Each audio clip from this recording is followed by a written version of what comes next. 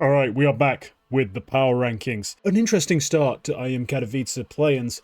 I've still got a game on right now. It's Heroic versus Eternal Fire. A very important game for these power rankings that won't be over in time for it to actually influence the power rankings, but will definitely be used to justify where I've placed teams just based off what I'm seeing in the first half of this game, but also in order to justify why certain teams are where they are, just based on the most recent results from these two units who have been fairly impressive. But anyway, I'm going to try not to look at that screen too much as I watch Tanir play Woxic in a 1v1 in the final round of the first half of the first map. But first, let's get into the teams. Firstly, falling off from last week, Mongols. I'm sorry, but they just haven't played yet, and I'm starting to get a bit annoyed. I've got too much demo data from other teams. I've got too many victories, losses, exchanged map picks, all this other nonsense for a bunch of different rosters. I still have nothing from Mongols this season, and as much as I'm assuming they're going to be like Eternal Fire, they're going to come into the year and just start pounding on people because they were so good at the end of last year, and, you know, they haven't changed a damn thing, that they should be still very good. I can't actually guarantee it. I can't guarantee it, so I'm just going to have them off the list for now, and we'll see what they play like when they come back. They might go shooting straight back in at number 7 for all we know, but for now, they're not on the list at all. Are you tired of looking like a chumping game? Sick of opening cases and getting trash skins? Check out Skin Club via my link in the description for a 7% deposit bonus. For gamers 18 or older, Skin Club is a case opening service who run a provably fair opening algorithm to give you truly random outcomes.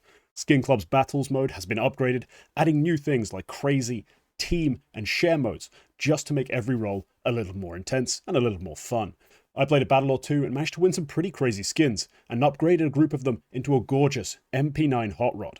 Perfect for some gold stickers. There is an awards event going on right now, so you can earn event points just by playing on the site.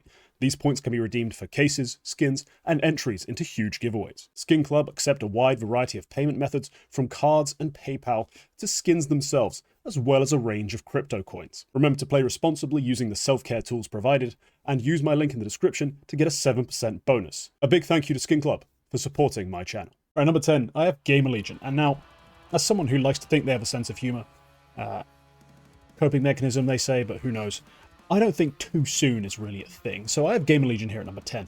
They have some impressive victories, some impressive plays, honestly just a great approach to the game so far with their new players. It's way too soon to have them here, but seeing as this was an episode where I was supposed to be talking about coaches, and I had Ash fairly high, I feel comfortable having them here. And if you disagree with me, name me 10 other teams that are better. Hell, 10 other teams who have played better in 2025 than GamerLegion have so far.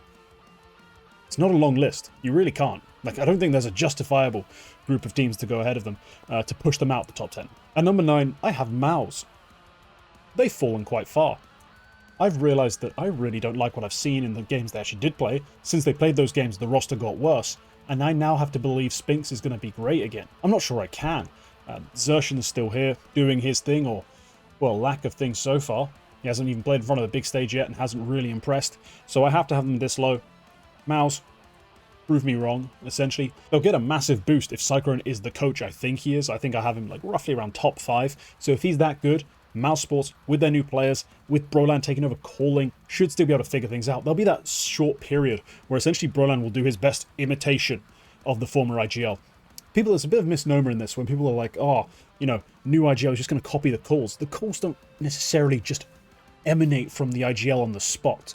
You know, there is a coach, they have decided things ahead of time, players have played through a lot of the game. It's not that they're just copying the calls, they're just copying what the IGL used to like to do. The way he used to explain strats, the things he'd tell players to do. What's going to be difficult in the long run is obviously imitating all of that throughout an entire 2-minute round, and that's where things fall apart. But Brolan, if you can copy-paste Shuhei well enough in terms of the calling and the playstyle, if Cyclone's a good enough coach to make Spinks immediately embedded and play well, you probably climb up a few spots. We'll see how it goes at the main event, but for now, given that you haven't really played a whole lot and what you have played has been shit, number 9. And number 8 is Falcons, and I just can't move them further down because I refuse to believe Nico is actually bad. It feels weird to say it in that way, but Nico is the number 5 or number 4 player from last year. The idea that he's going to be massively worse and not one of the best riflers in the world is abhorrent to me. So I think Falcons are going to be better than that Ent series implied. Well, the Ent series was a win, but the series after that one they lost, and already the Ent series was way too close for a lot of people, myself included. That's why they're this low. I'm just going to lock them in here, just going to put a pause on everything. I've seen them play 2 series, won 1, lost 1. I'm going to pause their placement until they play Katowice. If they lose, they're basically off the top 10. I'm going to be honest. They might just go straight off. If they win, they'll probably sit around this position until they start really stringing the victories together and showing us what they're made of. It's a pretty difficult time to judge these players, though. FaZe are in an incredibly similar situation, except their roster has changed less. And also, quite importantly, they did just finish second at a major. That's kind of carrying them slightly above Falcons because, well, let's talk about these victories.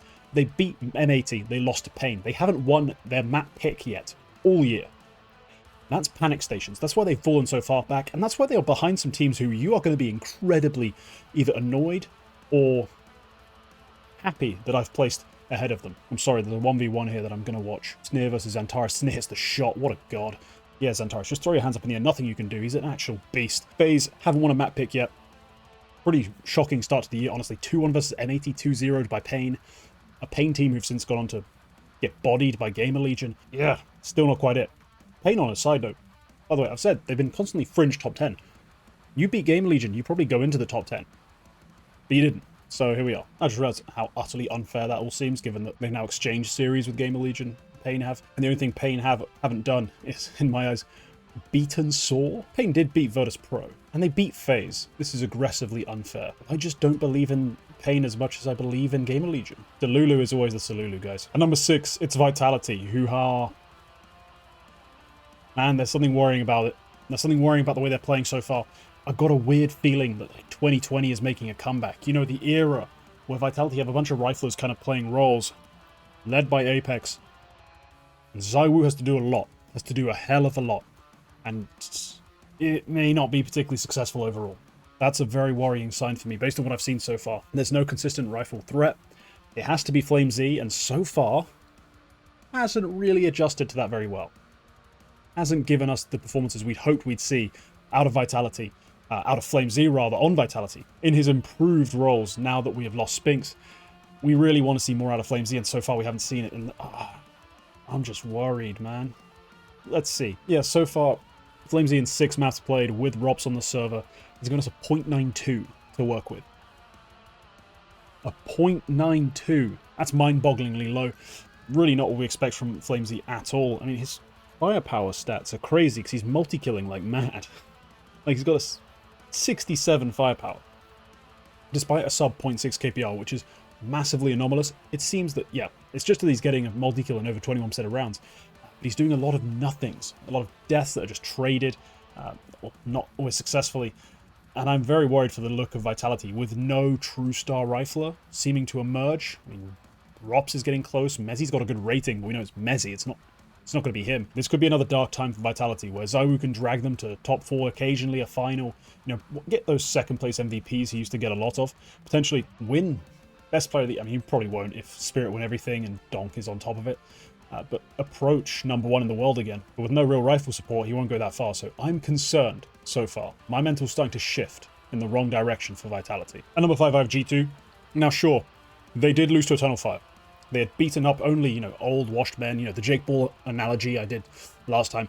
They lost to Eternal Fire, but they took a map off Eternal Fire. Better than Vitality managed, and also they do have a lot stronger talent. So I think they deserve to hold on to this spot for now. Katowice is going to prove so much. Like, I'm going to be away next week. There will be no power rankings next week.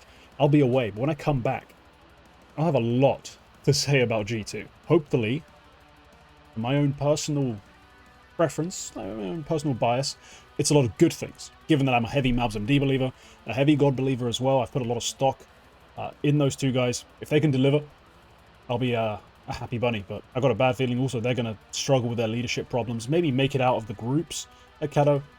Lose a quarterfinal, something like that. It'd be disappointing for them. But it aligned quite nicely with where I have them right now, where they're just not quite a top 4 team, just because all the pieces aren't meshing properly. So they don't have the leadership to make it work. Currently, we'll see what happens. At number 4, speaking of too soon, I have Heroic. Heroic, who are currently actually struggling on their map pick against Eternal Fire, down 9-6, probably about to be 10-6. We'll see. They have picked up some quality wins. They've beaten Liquid both times they've played them. Even with map difficulties in terms of losing their pick of Anubis, they still managed to beat them in the end. Spirit is the only team that's actually triumphed over them in a series. A 2-0 smashing, really. Map 1 looks close, 13-11, but then Map 2 just proved there's a huge gap between them when Madden is filling in for Tanir. Yeah, funnily enough, they're not quite as good. But still, a loss is a loss. And Heroic, for me, they fall short of like really being a dangerous threat long term.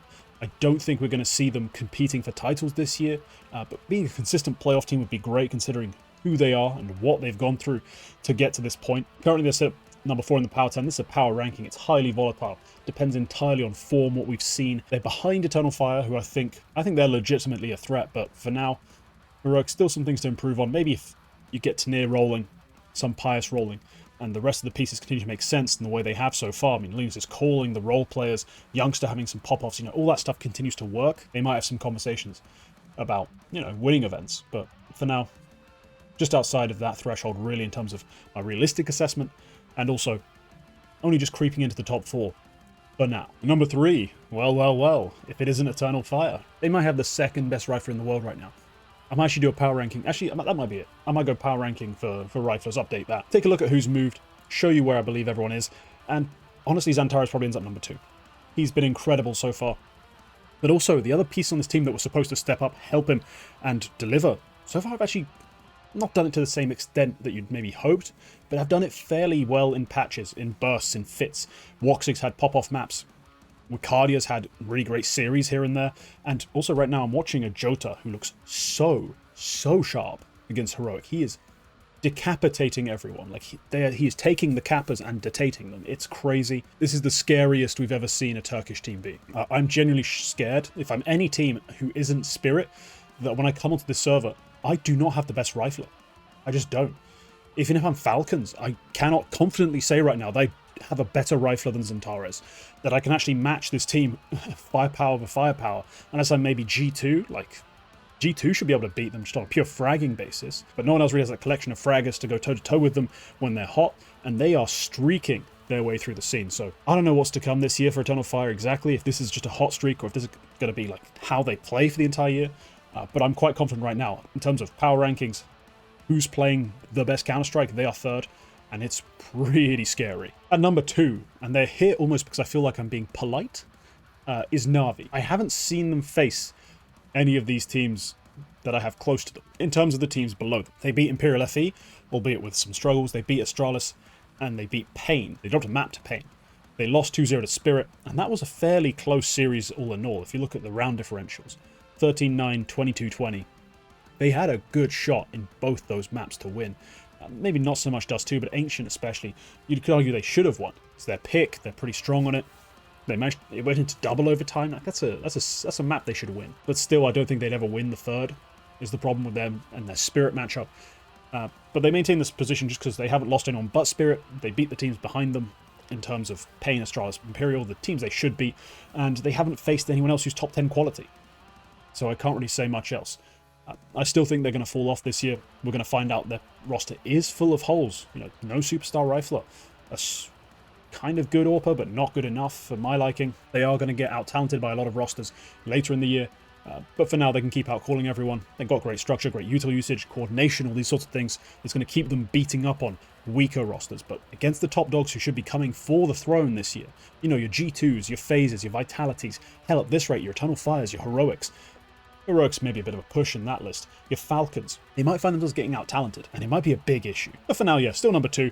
Still absolutely fine with that. We'll see how they play at Kato. Obviously, as I said, Kato is going to decide a lot for a lot of teams. But let's get on to number 1, for whom Katowice is secondary almost. The best team in the world, without any hesitation. They're the only team this year who... Oh, bloody hell, some pious. Anyway, they're the only team this year who haven't really put a foot wrong. They dropped a map to Eternal Fire. 2-0 NAVI, 2-0 Heroic, 2-0 FlyQuest, 2-0 Fnatic. Like, they got some layups early on at Blast Bounty, but for the rest of the run through, in my eyes, they're playing quality Counter-Strike against quality teams. But they're just smashing them, absolutely smashing them. So Spirit, easily number 1. Donk keeps donking. Shiro had a near MVP level, not just series, but event at Blast Bounty. How are you supposed to beat them if they have MVP quality Shiro alongside MVP quality Donk? And players are not sick. Because again, I'm pretty sure, given the way they've played in a lot of big events, without illness in Copenhagen, they are 2-time major champions in 2024. That's alarming. And that's very dangerous. So yeah, Spirit, man, ridiculous form, ridiculous talent. Someone's got to beat them. No one has so far. Alright, if you enjoyed, leave a like. I'll see you in the next one. Goodbye.